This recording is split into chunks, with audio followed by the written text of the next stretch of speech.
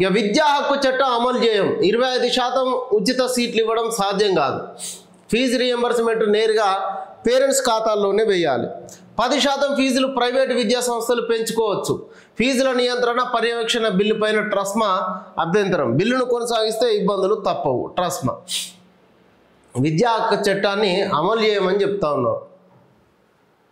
ఇది ప్రతి పాఠశాల లోపల 25% సీట్లను పేద వర్గాలకు ఇవ్వాలని చెప్పి కేంద్ర ప్రభుత్వం రాష్ట్ర ప్రభుత్వం నిర్ణయం తీసుకుంటే మేము అట్లా ఇవ్వమని చెప్పేసి కరాఖండిగా చెప్తా ఉన్నారు.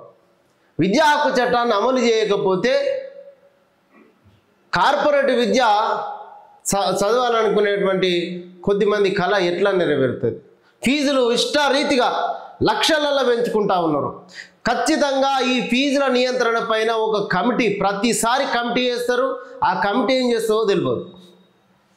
కానీ స్కూళ్ళ లోపల 1వ తరగతికి 1,00,000 2 లక్షల రూపాయల ఫీజులు.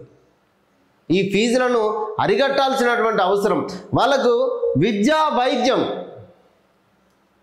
వైద్యము సామాన్యుడికి అందుబాటులో తెస్తే ఏ ప్రభుత్వమైనా ఆ పేద ప్రజలకు మంచి చేసినట్టు అవుతుంది.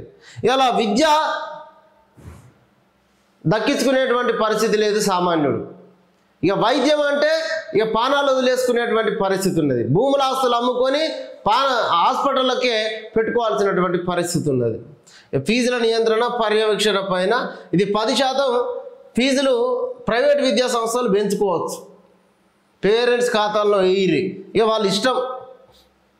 5 ఏళ్ళు పైబడితే 1వ తరగతిలో ప్రవేశం, వయో పరిమితిలో ఈ ఏడాది మార్పు లేదు విద్యాశాఖ.